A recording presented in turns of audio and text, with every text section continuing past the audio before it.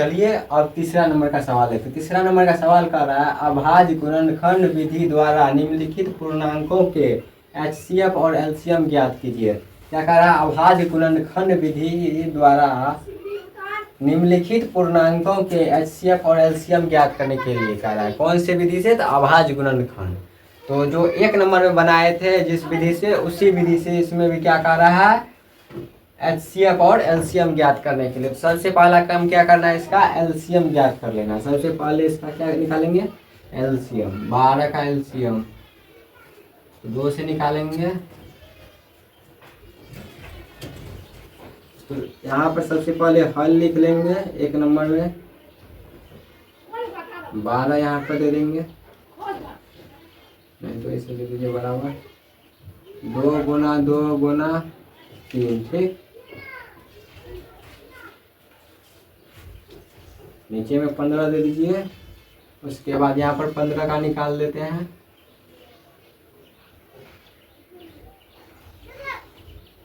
तो 15 का क्या आ गया? 15 का आ गया 3 गुना 5। अब 21 दे देते हैं। तो 21 इधर निकाल लेते हैं। 21 का क्या हो जाएगा? 3 7 21 7 1।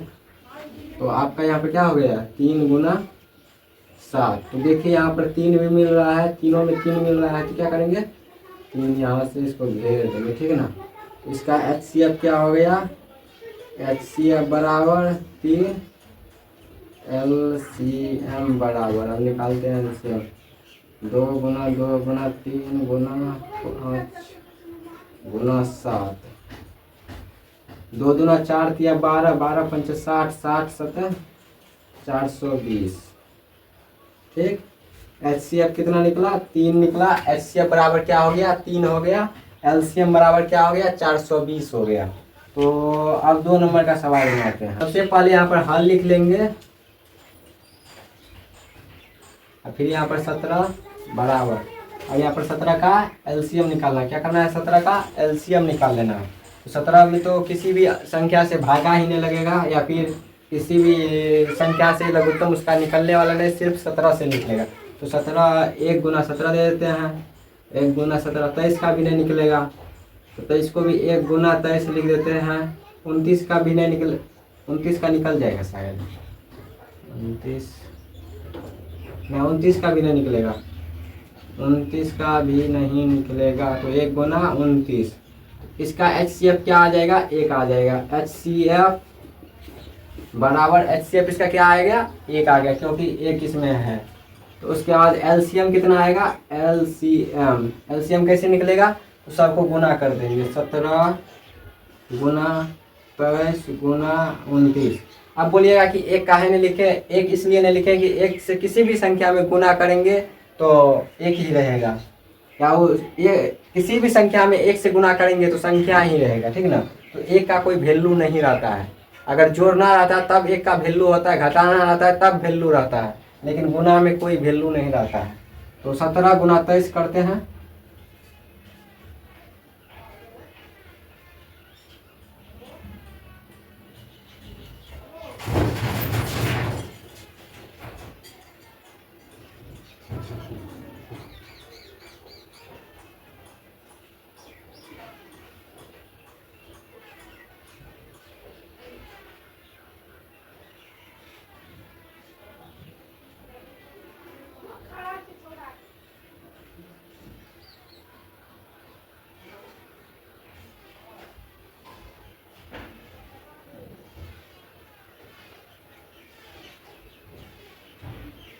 तो इसका एलसीएम कितना आया? 11,339। इसका एलसीएम कितना आया? 11,300। एलसीएम बराबर 11,339, 11,339 इसका एलसीएम आता है। ठीक ना।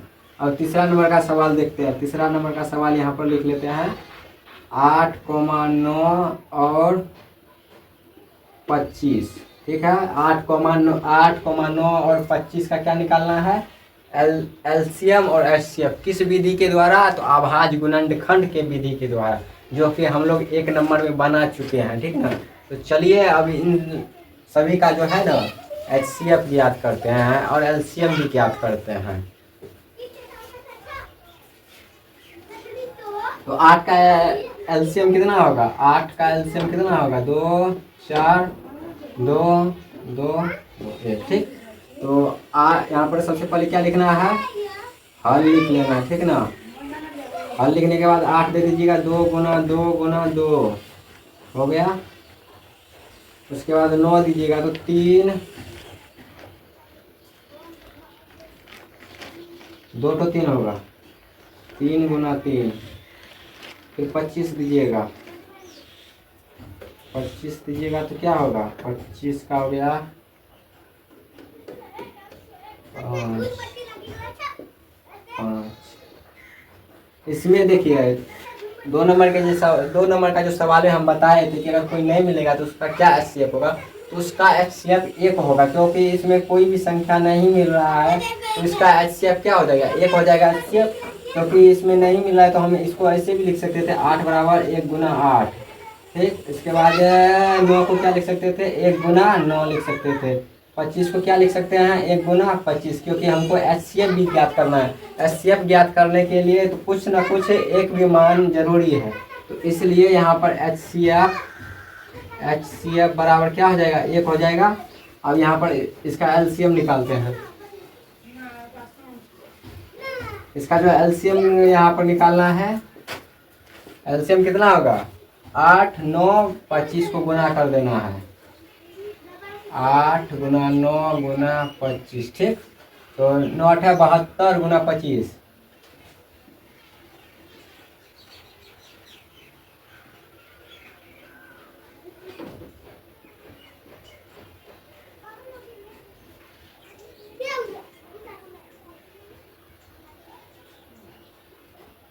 अठारह सौ इसका क्या हो जाएगा? 1800 इसका एलसीएम हो जाएगा, ठीक ना। एलसीएम बराबर बराबर क्या आ गया? यहाँ पर आप सभी लिख भी सकते हैं एचसीएफ बराबर 1 इसलिए लिखे थे ताकि एचसीएफ भी ज्ञात करने के लिए बोल रहा है। अगर एचसीएफ नहीं बोलता यहाँ पर, अगर एचसीएफ नहीं बोलता ज्ञात करने के लिए, ठीक है ना, तो हम लोग जो है ना एचसीएफ नहीं ज्ञात। 1800 आया एलसीएम बराबर, एचसीएफ बराबर 1 आया। तो चलिए फिर से मिलेंगे नेक्स्ट क्लास में 4 नंबर क्वेश्चन के साथ, नहीं तो ज़्यादा वीडियो लंबा हो जाएगा। तब तक के लिए जय हिंद।